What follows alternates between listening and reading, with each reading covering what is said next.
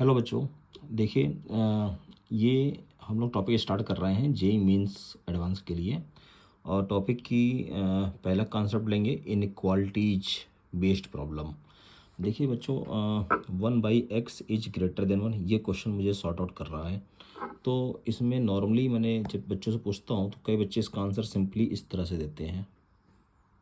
देखिए आंसर कैसे देते हैं कि 1 और x को इधर मल्टीप्लाई कर देते हैं। ठीक है, तो बोलते हैं भाई हमारे पास जो आंसर है वो x लेस देन 1 हो जाएगा। बच्चों ये गलत हो जाता है आंसर। क्यों गलत हो जाता है? आपका जो आंसर आया है वो कह रहा है x लेस देन 1 है, तो इसका मतलब x 1 से छोटी सारी वैल्यू सेटिस्फाइड करेगी इसको। बट देखिए आप, इफ़ यू पुट x के इक्वल टू -2, तो ये -1/2 इज ग्रेटर देन 1, ये हमारा गलत हो जाएगा।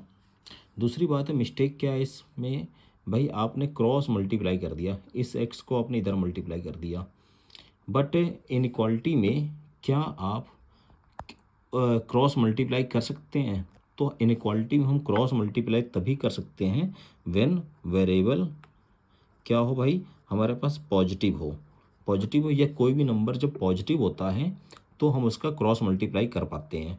बट चूंकि x हमारे पास में क्या है, वेरिएबल है, और मुझे पता नहीं है कि भाई ये वेरिएबल जो है हमारे पास में ये पॉजिटिव है कि नेगेटिव है, तो हम क्रॉस मल्टीप्लाई नहीं कर पाएंगे जब तक मुझे ये कन्फर्म ना हो कि ये जो वेरिएबल है हमारे पास में ये पॉजिटिव है कि निगेटिव है।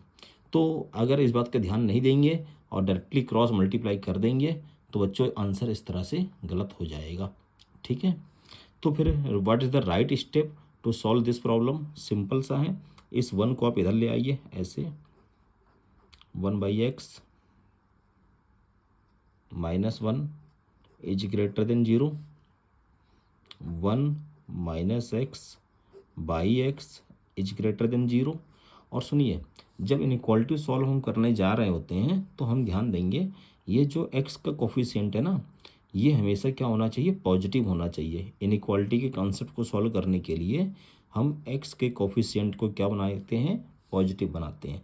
अब आप बताइए, हमारे पास जो 1 - x है और मुझे x के कोफिशिएंट को क्या बनाना है? पॉजिटिव बनाना है।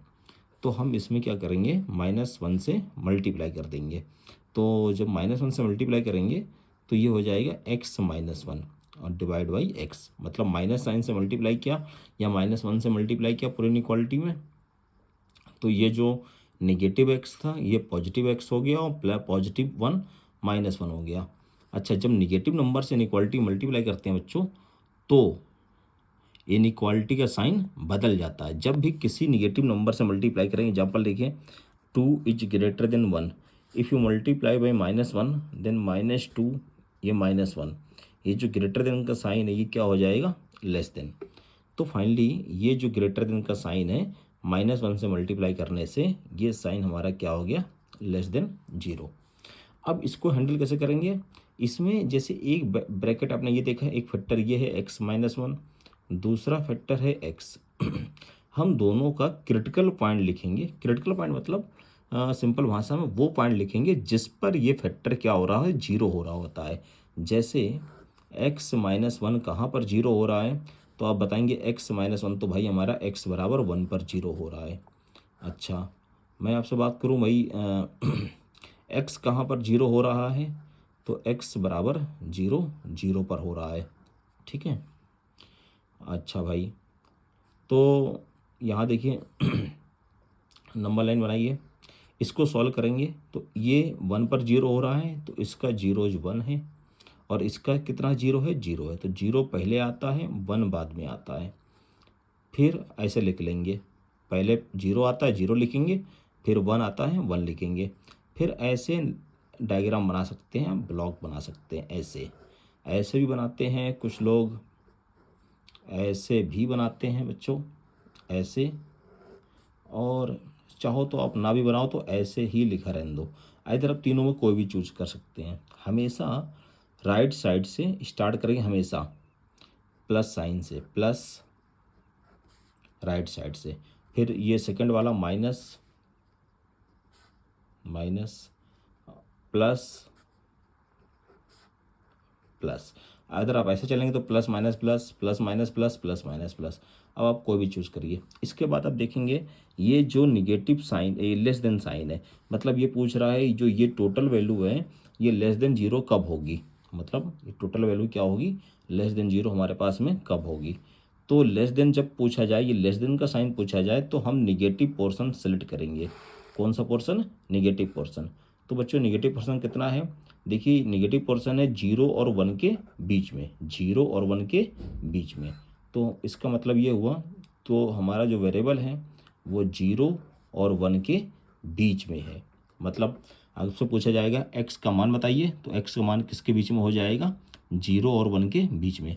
जब मतलब अगर ये पूछा जा रहा है कि ये टोटल वैल्यू x की क्या वैल्यू हो, कि ये जो पूरी वैल्यू है 0 छोटी हो, तो x का मान क्या हो जाएगा, 0 से 1 के बीच में। तो this is the correct answer, this is the correct answer.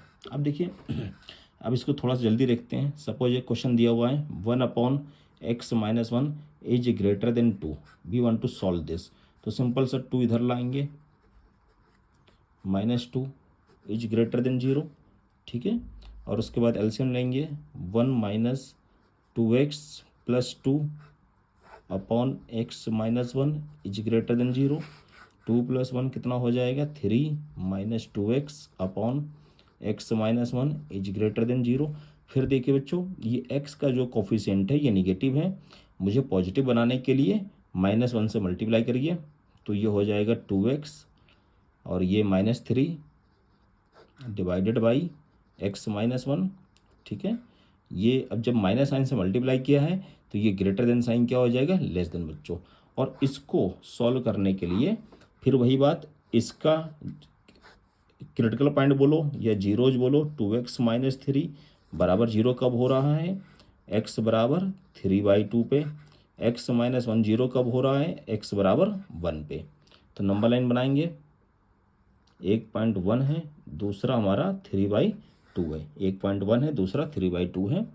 और फिर वही plus minus plus, less than sign चाहिए तो निगेटिव पोर्शन, मतलब आंसर हो जाएगा x का मान 1 से लेकर 3/2 तक, हमारा वेरिएबल 1 से 3/2 तक हो जाएगा। ठीक है बच्चों, इनइक्वालिटी प्रॉब्लम और कंटिन्यू करेंगे नेक्स्ट वीडियो में। अभी पहली वीडियो में इतना ही, आगे बनाते हैं फिर, है ना। ओके बच्चों, बाय।